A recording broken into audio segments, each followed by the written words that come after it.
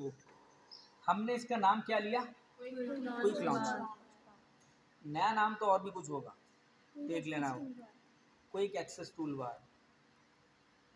Quick, जल्दी से इसको ऑन करना है। अब मुझे एप्लीकेशन में जाऊंगा, मैं सर्च करूंगा कहाँ है, कौन सा सॉफ्टवेयर, क्या टाइम लगेगा। यहाँ पर मेंशन है मुझे क्या ओपन करना है, मैंने क्लिक किया, वो ओपन हो गया।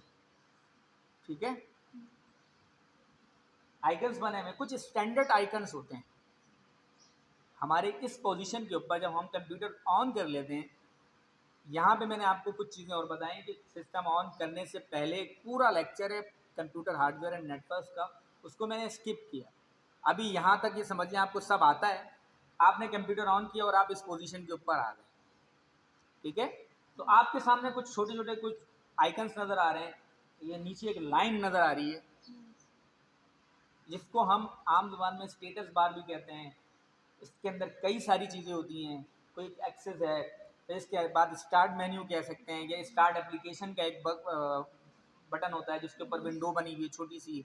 इसके बराबर में सर्च का ऑप्शन है, और राइट साइड के ऊपर एक छोटी सी क्लॉक नज़र आ रही होती है। ठीक है, अभी कुछ लोगों को नज़र नहीं आ रहा होगा, बस सुन लें।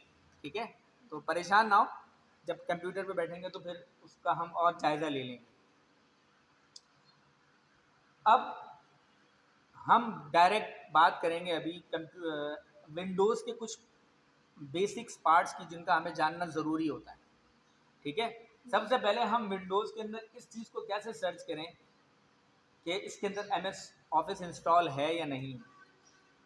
तो भाई सीधी सी बात है, ये विंडोज़ या स्टार्ट मेन्यू, स्टार्ट का ऑप्शन आ रहा होता है जिसके ऊपर विंडो यानी कि 4 छोटे छोटे बॉक्सेस बने हुए हैं। क्लिक करेंगे इसके ऊपर, सर्च पे जाएंगे और लिख देंगे वर्ड, WORD, ये लिखा हुआ है वर्ड 2016। इसका मतलब इसमें ये इंस्टॉल है।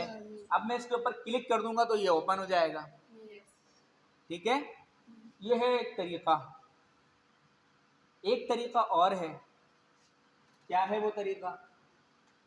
ये आपका कीबोर्ड है। कीबोर्ड के अंदर मैं कुछ बेसिक चीज़ें भी बताता जाता हूँ। कीबोर्ड सिर्फ कीज़ हैं और बस। कीज़ बोर्ड, एक ऐसा बोर्ड जिसमें कीज़ हो। कीज़ की टाइप्स होती हैं। सबसे फर्स्ट जो लाइन है इसको क्या कहते हैं?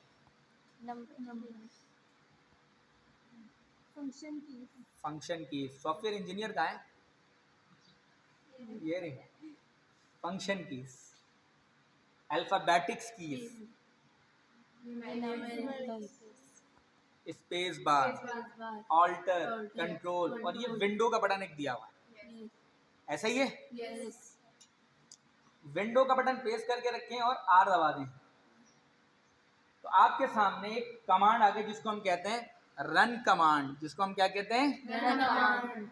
अगर मैं आपसे बोलूं कि कीबोर्ड की मदद से माइक्रोसॉफ्ट वर्ड को ओपन कर दो, तो आपने सबसे पहले क्या किया? विंडो का बटन प्रेस करके रखा और आर का बटन प्रेस कर दिया और लिखा WINWORD बगैर स्पेस के। क्या लिखा? WORD, विन वर्ड, बगैर स्पेस के लिखा और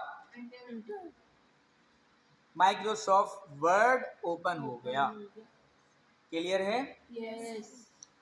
हमें थोड़ा सा महारत जिसको कहते हैं ना, कंप्यूटर के ऊपर सिटिंग कैसे करनी है।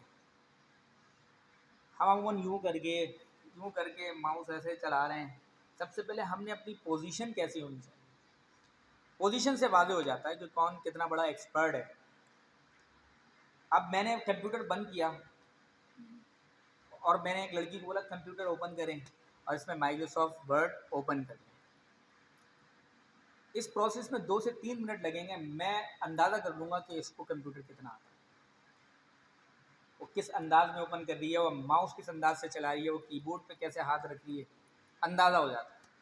इस तरीके से बास हमारे टीचर्स को उतना एक्सपीरियंस होता है, वो कॉपी देखते हैं और फिर अंदाज़ा कर लेते हैं कि भाई राइटिंग बता रही है, या राइटिंग का स्टाइल बता रहा है। बाद लोगों की राइटिंग अच्छी होती है, टीचर जज नहीं कर पाते, लेकिन बास टीचर अच्छी राइटिंग को भी जज कर लेते हैं, नकल से किया या अकल से किया। ऐसा ही है ना। ये तो माइक्रोसॉफ्ट वर्ड हमारे सामने ओपन हो। दूसरा जो तरीका मैंने इससे पहले बताया था, वो क्या बताया था? विंडो पे जाके बस सब पुराना और देसी तरीका ये। अब हमारे पास इसमें विंडोज 10 इंस्टॉल हुई हुई है। अब हमें ये देखना होगा कि हमारे पास हमारे लैपटॉप में, हमारे कंप्यूटर में विंडोज का कौन सा वर्जन इंस्टॉल है। हर वर्जन अलग तरीके से नजर आ रहा होता है। पुराने ज़माने में यहाँ पर आता था स्टार्ट मेन्यू, आप क्लिक करते थे, वो एक और विंडो ओपन होती थी, फिर प्रोग्राम्स में जाते थे और वर्ड में जाते थे। अब विंडोज़ 10 है हमारे पास, 11 यूज़ करेंगे तो उसमें इसी तरीके से ही इंस्टॉलेशन होती है। ठीक है, अगर आपके पास विंडोज़ 10 है और आपकी नहीं समझ में आ रहा कुछ कौन सी विंडो है, कहाँ है स्टार्ट मेन्यू, जब ये नई नई आई थी तो हम आदी नहीं थे इस चीज़ की, तो फिर हम जल्दी से विंडो आर करके विनवर्ड लिख के इंटर करा, जल्दी से तो भी खुल गया। Excel window R, Excel E X C L, Excel enter आ गया। PowerPoint, power P enter आ गया। तो इस तरीके से बहरहाल वो बाकी सारी चीज़ें ओपन करने का तरीका तो हम बताएंगे आपको बाद में, अभी हम वर्ड की बात करें। दोबारा से आते हैं, स्टार्ट मेन्यू पे क्लिक किया, सर्च पे क्लिक कर दिया। बाद औक़ात यहाँ पर भी हमारे पास पिन्ड हुए हुए आइकन्स आ रहे होते हैं, आप पिन कर सकते हैं यहाँ पे एप्लीकेशंस को, ताकि जब भी आप स्टार्ट मेन्यू को पे क्लिक करें तो वो चीज़ सामने आए। ठीक है, ये था माइक्रोसॉफ्ट वर्ड ओपन करने का तरीका। लेकिन इससे पहले मैंने आपसे एक चीज़ बोली थी कि कुछ हमारी स्टैंडर्ड चीज़ें होती हैं विंडोज़ में, वो स्टैंडर्ड आइकन्स या स्टैंडर्ड बटन्स कौन से होते हैं। एक होता है माई कंप्यूटर। ठीक है, माई कंप्यूटर क्या होता है, वो आपको बता रहा होता है कि आपके कंप्यूटर में क्या क्या है। ठीक है, इसका मतलब ये नहीं है कि आपके कंप्यूटर में कौन कौन सी चीज़ें इंस्टॉल्ड हैं, हरगिज़ इसका मतलब ये नहीं। माई कंप्यूटर आइकन का मतलब ये है कि आपके कंप्यूटर के अंदर जो हार्ड ड्राइव है उसके अंदर जो डेटा है वो कितना है। अब मैंने क्लिक किया तो मेरे सामने लिखा आ रहा है लोकल डिस्क सी, यानी कि हमारी हार्ड ड्राइव के अंदर पार्टीशन बना दिए जाते हैं। हार्ड ड्राइव के कितने होते हैं? पार्टीशन होते हैं। 2 पार्टीशन होते हैं, 3 पार्टीशन होते हैं। तो इसमें कितने पार्टीशन हैं? एक ही पार्टीशन है जिसको सी कहते हैं। हार्ड ड्राइव के पार्टीशन को सी, डी, ई, एफ, जी, एच, आई ऐसे शो किया जा रहा होता है। यानी कि जैसे ही माई कंप्यूटर पर क्लिक करेंगे तो ये आपको बता रहा होगा कि आपकी ड्राइव के अंदर, हार्ड ड्राइव के अंदर जहाँ सारा डेटा स्टोर होता है उसमें कितने हिस्से हैं। तो इसने आपको बता दिया कि कितने हिस्से हैं इसके, एक ही हिस्सा है। अब आप इसमें देखें, इस पे लिखा हुआ है 381 GB फ्री ऑफ 476 GB। इसका कुछ मतलब समझ में आता है? इतने जीबी में इतने जीबी फ्री है अभी। अच्छा, कभी देखा कि ये जीबी क्या है? गीगाबाइट। ये तो उसका मतलब हो गया फुल। जिसमें हम सामान वगैरह रखते हैं अपने मोबाइल की, अलमारी में रख लिया करो सामान रखना पिक्स है। वगैरह जो होती हैं और डेटा वगैरह होते हैं, जैसे व्हाट्सएप पे मैसेज वगैरह उसमें। एक एग्जाम्पल लूँ, देखो मैं प्रैक्टिकल आदमी हूँ। कभी हम दुकान पे जाएं, कपड़ा लेने जा रहे हैं, हम उससे जाके क्या बोलते हैं? ड्रेस दिखाओ। नहीं, अनस्टिच थान रखा हुआ है उसके पास, इतने मीटर कपड़ा दे दो। या हम ये बोलते हैं कितने लीटर कपड़ा दे दो। जी 15 मिनट। नहीं, मैं आता हूँ तो फिर बताता हूँ। दुनिया का सबसे बड़ा संगीन मसला है, खाना क्या खाएंगे और क्या बनाएं, उससे बड़ा मसला है कि क्या बनाएं। ऐसा ही है ना। तो कभी जाके बोलना है कितने, इतने 2 लीटर कपड़ा दे दो, नहीं बोलते हैं ना। एक लीटर जो है ना वो इंडिकेट कर रहा होता है कि ये है क्या। इसका मतलब ये लिक्विड फॉर्म की कोई चीज़ है। अगर कोई ऐसी चीज़ जिसको हम मेजर करें लेंथ से, उसको फिर हम रिप्रेजेंट करते हैं मीटर, सेंटीमीटर, मिली, ऐसे ही होता है ना, हम उसको मेजर कर रहे हैं।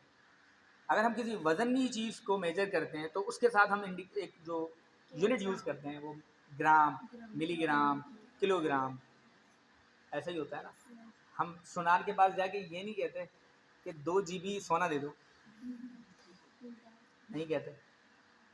तो ये बेसिकली एक यूनिट है। तो जीबी क्या है? यूनिट। एक छोटी सी कैलकुलेशन लिख लें, मैं आपको बता दूंगा।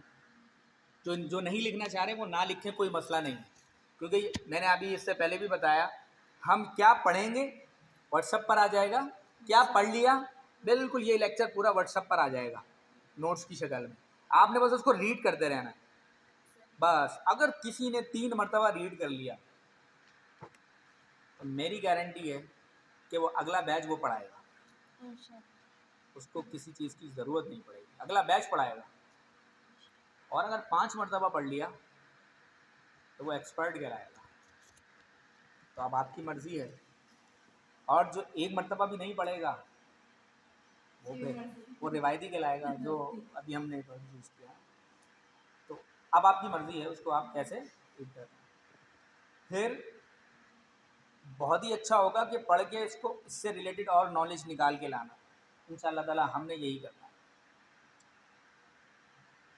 यहाँ पे हम चूँकि जीबी के ऊपर आ गए, फिर हम वापस यहीं पर ही आएंगे। टाइम कम है, मुझे ऐसा लगता है कि 5 बजे लाइट चली जाएगी, तो हम अपने टॉपिक को भी ख़त्म करेंगे, दोबारा विंडोज़ पर भी आएंगे। देखिए, जीबी जो है ना वो स्टोरेज यूनिट है। कंप्यूटर के अंदर कौन सा यूनिट है? स्टोरेज। अगर कोई चीज़ हम स्टोर करते हैं ना तो ये उसका यूनिट है, स्टोरेज डिवाइसेस का यूनिट है। अब कंप्यूटर के अंदर जो सबसे बड़ा डेटा जो होता है ना वो कहलाता है टीबी। क्या कहलाता है? टीबी। मेरे पास एक मूवी है और वो 1 टीबी की है, उसका साइज़ क्या है? 1 टीबी। अब कैसे मेजर करेंगे? अब मेरे पास जो यूएसबी है वो 32 जीबी की है। अब 1 टीबी के अंदर 32 जीबी की यूएसबी है मेरे पास, तो क्या वो ड्रामा उसके अंदर आ सकता है या फिल्म उसके अंदर इंस्टॉल हो सकती है या नहीं हो सकती? क्यों नहीं हो सकती? इसका रीज़न, ठीक है। अब कितनी कम है इसको हम समझते हैं। सबसे छोटा जो यूनिट होता है ना वो कहलाता है बिट। क्या कहलाता है? यानी कि अगर आप मोबाइल की, क्योंकि अब तो कंप्यूटर के अंदर तो बिट का कॉन्सेप्ट ही ख़त्म है ना, लातादाद डेटा आता है। एक ज़माने के अंदर बहुत छोटी छोटी मेमोरी के कंप्यूटर आया करते थे, तो हम उन्हें बिट से स्टार्ट करते थे। अगर आप कंप्यूटर के अंदर 6 लेटर्स टाइप करें, 6 से 100 लेटर्स अल्फ़ाबेट्स, तो 1 बिट की जगह यूज़ होती थी। तो एक ज़माने के अंदर कंप्यूटर की या मोबाइल की मेमोरी बिट्स के अंदर होती थी और बाइट्स के अंदर होती थी। इतने बाइट्स का डेटा आ सकता है। बिट्स से बड़ा यूनिट क्या कहलाता है? बाइट्स। इतने बाइट्स, इसका मतलब इसके अंदर इतने लेटर्स का डेटा महफूज हो सकता है। अब जैसे एक ज़माने के अंदर इसके अंदर सिर्फ 200 नंबर सेव हो सकते हैं। आप लोगों ने वो दौर नहीं देखा, हमने देखा।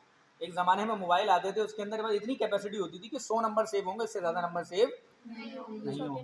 इसका मतलब उसकी मेमोरी बहुत कम होती थी, यानी कि उसको हम मेजर कर सकते थे बिट में, बाइट में, और उससे बड़ा होता है केबीस, किलोबाइट। ठीक है। तो अब 4 लेटर, आप ये समझ लें, एक छोटा सा एग्जांपल ले रहे हैं कि अगर आपने लिख के, तो इसका मतलब 1 बिट की जगह हो गई। दूसरा यूनिट कौन सा है? बाइट। 1024 बाइट, यानी कि 1024 bit is equal to 1 byte. 1 byte. तो इसको क्या लिखेंगे? 1024 bit is equal to byte. यानी कि 1 बाइट के अंदर हम कितने लेटर्स लिख सकते हैं? मैंने एक बिट के अंदर कितने लेटर आते हैं? लेट सपोज मैंने कहा 6, कितने आते हैं? 6 तो 1024 को हम मल्टीप्लाई किससे कर देंगे? तो इतने लेटर्स आ जाएंगे, क्योंकि 1 bit is equal to 6 word, 6 letters, ऐसे ही होगा ना। फिर मैंने कहा 1 byte is equal to 1 bit 1024 bit is equal to 1 byte. Bytes. Clear हो गया? इसका मतलब उसमें लातादाद किस्म के लेटर्स जो है वो हम लिख सेफ, सकते यानी कि अमूमन ये होता है कि एक नाम है दानिश अली खान जिसमें 11, 12, 13 लेटर्स हैं, तो ये आराम से 3 या 4 बिट की फाइल बनेगी, ऐसे ही होगा ना। ये यूज़ नहीं होता, अब तो हैवी फाइल्स आती हैं। आगे चलते हैं। 1 kilobyte KBs is equal to byte. Bytes. 1 KB 1 KB is equal to 1024 bytes. ये भी बड़ी नेचुरल सी चीज़ है, मतलब बहुत कम डेटा है ये, तो इसके ऊपर भी हम नहीं जाएंगे। उसके बाद क्या होता है? केबीज में फाइल है, ठीक है। अभी मैं वर्ड की एक फाइल खोलता हूँ।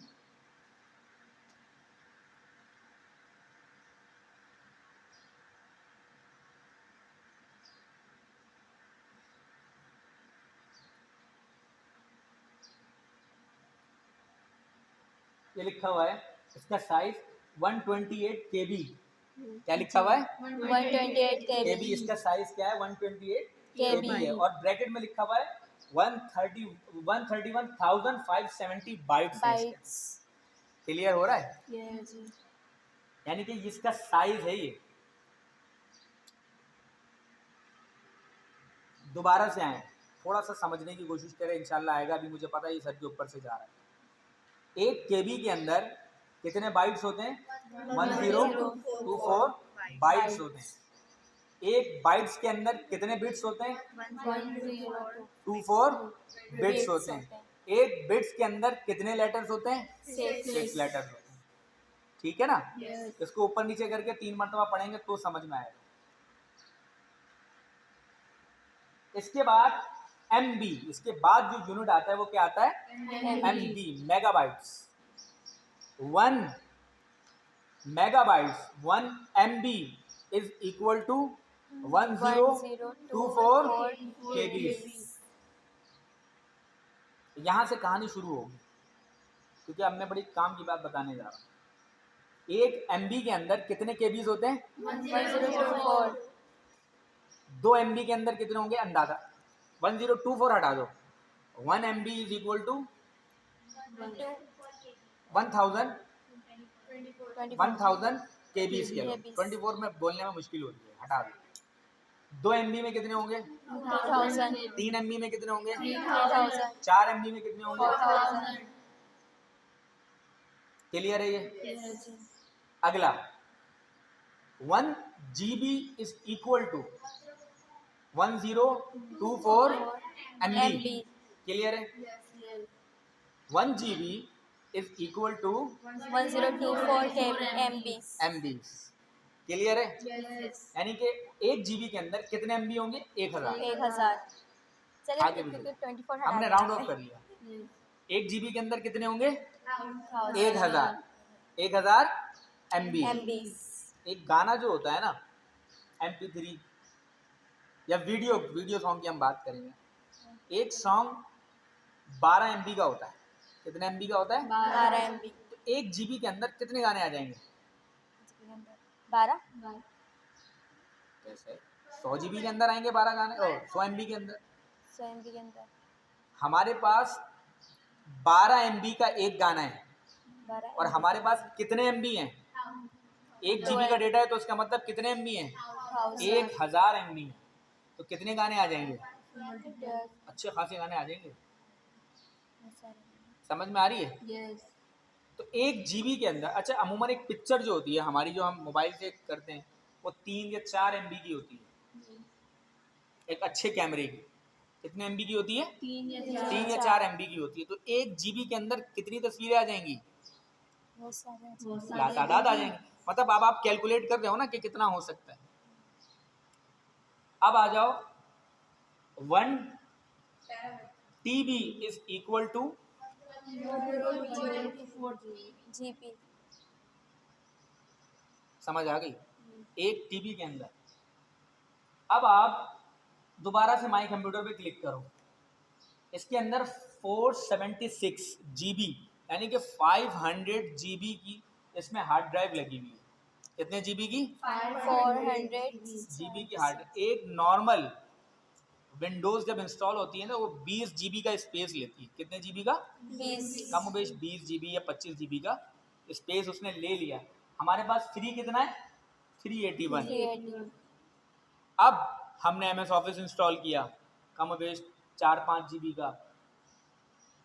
एडोब यानी कि ग्राफिक्स के सॉफ्टवेयर इंस्टॉल किए, 20-30 GB के वो इंस्टॉल होते हैं। इस तरीके से स्पेस जो है वो कम होता चला जाता है। समझ आ रही है? कितने GB का स्पेस है, कितने GB की हार्ड ड्राइव रखें, ये हमारे डेटा के ऊपर मुनहसर होता है। अमूमन ग्राफिक्स की फ़ाइल या वीडियो एडिटिंग की फ़ाइल्स बहुत ज़्यादा स्पेस लेती हैं। वो 10-10 GB की एक फ़ाइल होती है और हम सैकड़ों फाइलों पे काम करते हैं। तो हमें स्टोरेज डिवाइसेस कैसी चाहिए होती हैं? बड़ी चाहिए होती है। माइक्रोसॉफ्ट वर्ड की फ़ाइल 12 KB माइक्रोसॉफ्ट वर्ड की फ़ाइल इतनी हैवी नहीं होगी, बहुत ज़्यादा होगा MBs में चली जाएगी, 10-12 MB की फ़ाइल होगी। और डेटा होगा बहुत, तीर मारोगे ना 1 GB, ये भी नामुमकिन कोई बहुत बड़ा डेटा अगर होता है।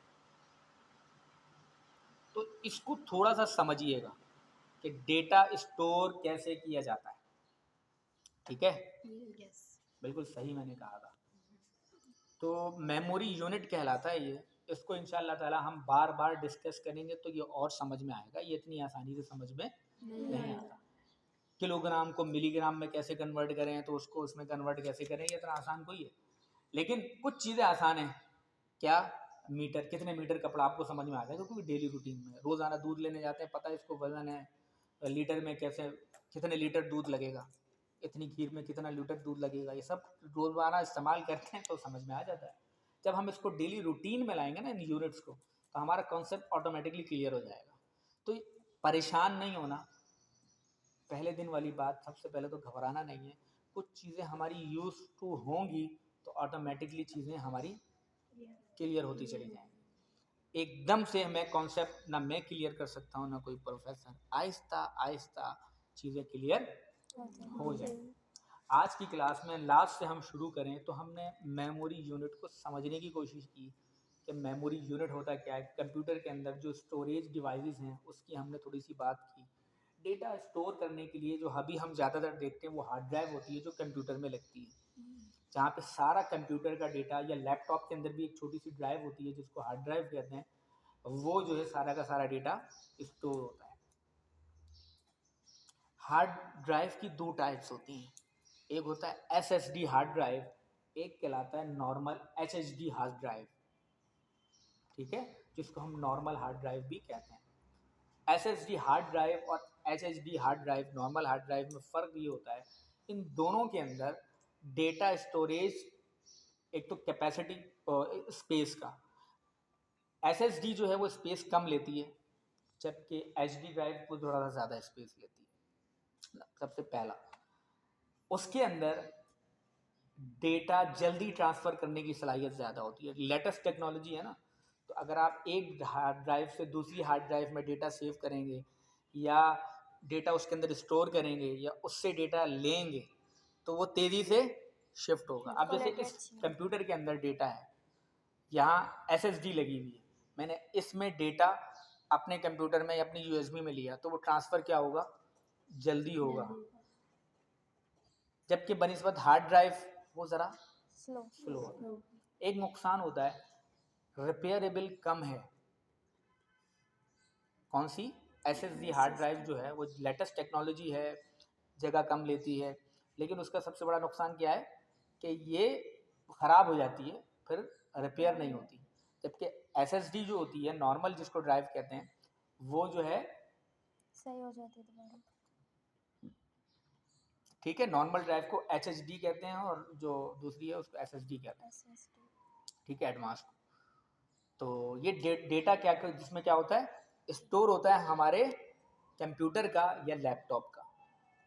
अमूमन आपसे मेमोरी दो जगह पे स्टोर हो रही होती है, एक रैम में स्टोर हो रही होती है जो टेम्परेरी कहते हैं जिसको, उसके बाद वो शिफ्ट होके कहाँ आ जाती है,